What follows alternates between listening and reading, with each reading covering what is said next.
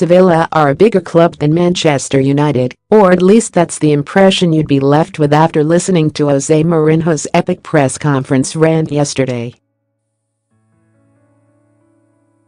The Spanish side were major underdogs as the clubs met in the last 16 of the Champions League this week, but emerged shock 2-1 winners at Old Trafford after a solid showing over both legs.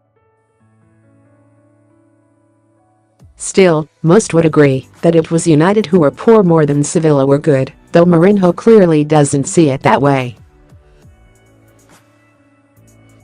We were knocked out by a team that's brilliant in their approach for many years, with their scouting system, the way they invest with every euro.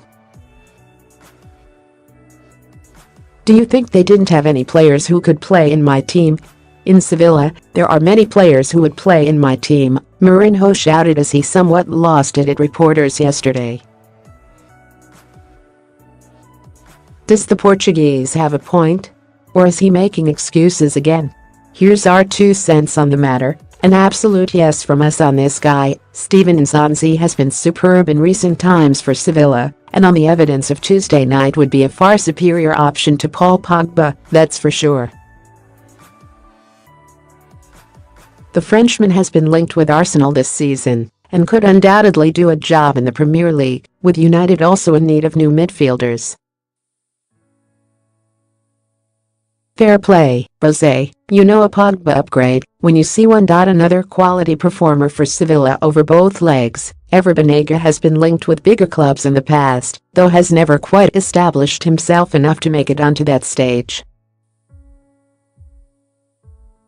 Perhaps more performances like this in the Champions League will earn him a big move, and United could certainly do worse than the crafty Argentine as a replacement for Michael Carrick, who is due to retire in the summer. He probably wouldn't be first choice, but Sevilla forward Wissam Ben Yedder looks a slightly undervalued talent right now after his heroics off the bench in midweek.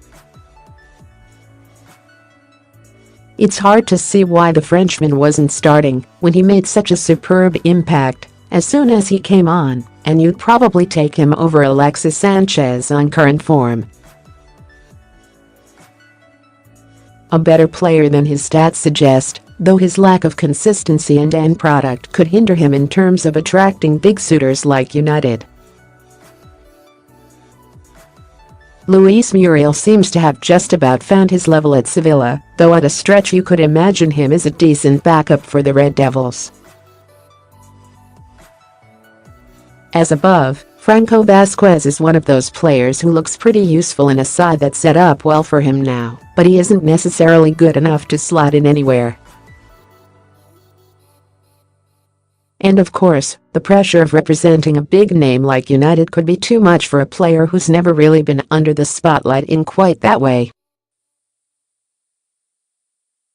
A solid defender who's been linked with big Premier League clubs in the past, but you'd have to think there's a reason it's never happened for him.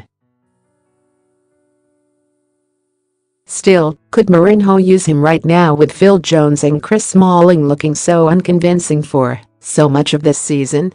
Quite possibly, so we'll give him that one. Not really, Jose. Don't get us wrong, they were very good in midweek, but it's not exactly in size players top clubs across Europe would be crying out for. The sad reality for Mourinho is they performed well above their ability level, while United performed well below theirs, and that ultimately has to come down to the manager. The former Chelsea boss got it wrong with a cautious approach in both games against Sevilla, and it's not hard to imagine how much more someone like Pep Guardiola or Jurgen Klopp could get out of Pogba, Sanchez and co.